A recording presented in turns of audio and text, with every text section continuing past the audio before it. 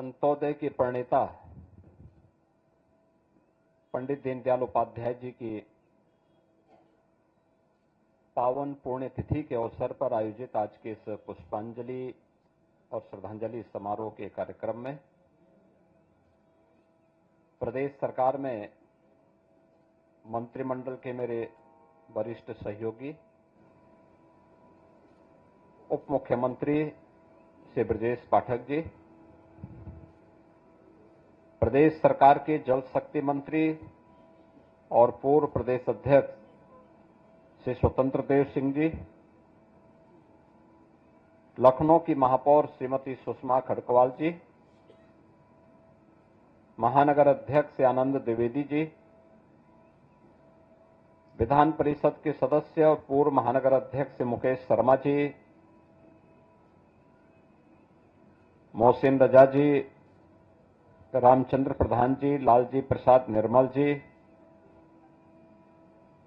मान्य विधायक श्री अमरीश कुमार जी, आज के इस कार्यक्रम में उपस्थित भारतीय जनता पार्टी के सभी पदाधिकारीगण और उपस्थित बहनों और भाइयों, आज भारत माता के महान सपूत एकात्म मानववाद के प्रणेता पंडित दीनदयाल उपाध्याय जी की पावन पुण्यतिथि है। पूरा देश उनका स्मरण कर रहा है। जो विचार दर्शन देश की आजादी के उपरांत स्वतंत्र भारत को पंडित दीनदयाल उपाध्याय जी ने दिया, वह नए भारत की आधारशिला बनी है। पंडित दीनदयाल उपाध्याय जी का जो कहना था वह कि देश की प्रगति का मापक ऊंचे पायदान पर खड़े व्यक्ति से नहीं बल्कि सबसे निचले पायदान पर जो व्यक्ति पड़ा है उसके चेहरे की खुशहाली से की जानी चाहिए।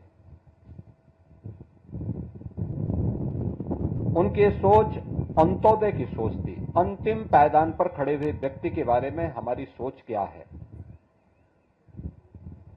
उस सोच को प्रदर्शित करने के लिए ही उन्होंने देश के स्वतंत्र भारत में एक नए जीवन दर्शन को, विचार प्रवाह को उन्होंने उस समय दिया था। और परिणाम क्या हुआ? भले ही उस समय की सरकारों ने उसकी उपेक्षा की हो, लेकिन आज आप देख रहे होंगे कि उस समय की वे सरकारें गरीबी हटाओ के बड़े बड़े नारे देती थी, लेकिन गरीबी तो नहीं हट पाई। देश में गरीबों की संख्या बढ़ती गई।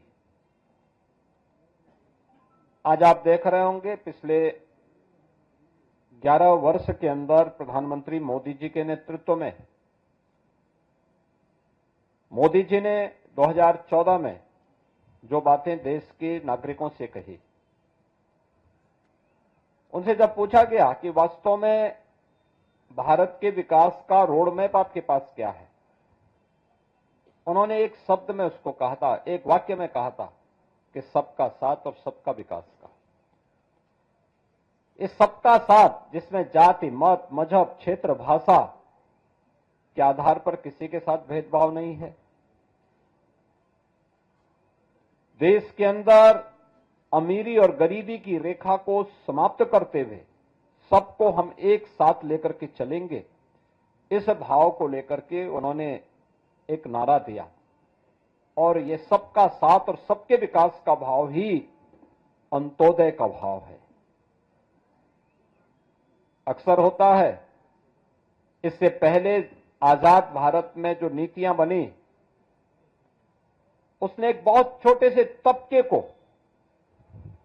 समृद्धि की एक नई ऊंचाई पहुंचाने में मदद भले की हो, लेकिन एक विराट विशाल तबका ऐसा था जो अभावों से जूझ रहा था, बुनियादी सुविधाओं से जूझ रहा था। आवश्यक जन सुविधाओं के अभाव में भटक रहा था। इसके लिए पंडित दीनदयाल उपाध्याय जी ने अनेक उदाहरण दिए। उन्होंने आदि शंकर का भी एक उल्लेख किया कि एक बार आदि शंकर एक घर में भिक्षाटन करने के लिए जाते हैं। वे जैसे ही भिक्षाटन के लिए आवाज लगाते हैं तो उन्होंने देखा कि शंकर की तब तक बहुत ख्याति हो चुकी थी। घर की महिला और घर का पुरुष नाम सुनकर के बहुत सारी भीख देने के नाम पर बहुत सारा द्रव्य और अन्य सामग्री उन्हें देने के लिए आया। सामने दाता खड़ा है, लेने वाला सामने शंकर के रूप में खड़ा है, लेकिन इसी दौरान उस घर के बगल में एक व्यक्ति की करा उनके कानों में सुनाई देती है, जो भूख से तड़प रहा है, करा रहा है। तो जैसे ही घर की मालकिन भिक्षा देने के लिए आगे बढ़ी, उन्होंने आदि शंकर से इस बात का अनुरोध किया कि आप हमें कृतार्थ करें से लेकर के। आदि शंकर ने अपनी झोली पीछे कर दी। उन्होंने कहा, नहीं, मैं ऐसे घर की भिक्षा नहीं ले सकता जिनके मन में इतनी संवेदना न हो कि घर का बगल का व्यक्ति भूख से तड़प रहा है और हम केवल पाखंड करने के लिए, प्रोपेगेंडा करने के लिए मुझ जैसे ख्याति प्राप्त व्यक्ति को भिक्षा देने का एक ढोंग कर रहा हो, और मैं आपकी भिक्षा इसलिए नहीं ग्रहण कर सकता क्योंकि इससे मुझे पाप ज्यादा लगेगा, इससे आपको पुण्य नहीं लगने वाला है। ये बातें हमारे दैनिक जीवन में भी उतनी महत्वपूर्ण है। आप अक्सर देखते होंगे प्रधानमंत्री मोदी जी ने जब कहा था सबका साथ और सबके विकास का, तो समाज को एक साथ लेकर के चलने की एक नई प्रेरणा इसके अंदर है। पंडित दीनदयाल उपाध्याय जी ने इन्हीं बातों को अंत्योदय की बात कहकर के एक नई प्रेरणा प्रदान की थी, एक नया विचार दर्शन दिया था। हम अपने दैनिक जीवन में भी इस बात को देखते होंगे, पारिवारिक जीवन में भी आप देखते होंगे, सार्वजनिक जीवन में भी देखते होंगे। आप सब पास पास तो हैं, लेकिन साथ साथ नहीं है। और जब भी व्यक्ति पास पास तो होता तो एकांकीपन महसूस करता है, डिप्रेशन का शिकार होता है। व्यक्ति का व्यक्तिगत डिप्रेशन हो या समाज का डिप्रेशन, यह अपने आप में एक बीमारी है। इस बीमारी से उबरने का एक ही मंत्र है, और जिसे मोदी जी ने बहुत स्पष्ट शब्दों में कहा था, सबका साथ और सबका विकास का।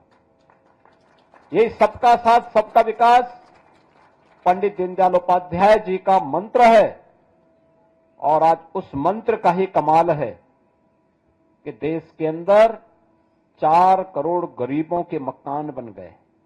ये मकान पहले और दूसरे पंचवर्षीय योजना के अंतर्गत बन जाने चाहिए थे। मोदी जी ने मात्र 2 पंचवर्षीय योजना में 4 करोड़ लोगों के मकान बना दिए, 3 करोड़ नए लोगों के लिए मकान स्वीकृत कर लिए। 12 करोड़ गरीबों के घर में शौचालय बन गए। 10 करोड़ गरीबों को रसोई गैस के कनेक्शन मिल गए।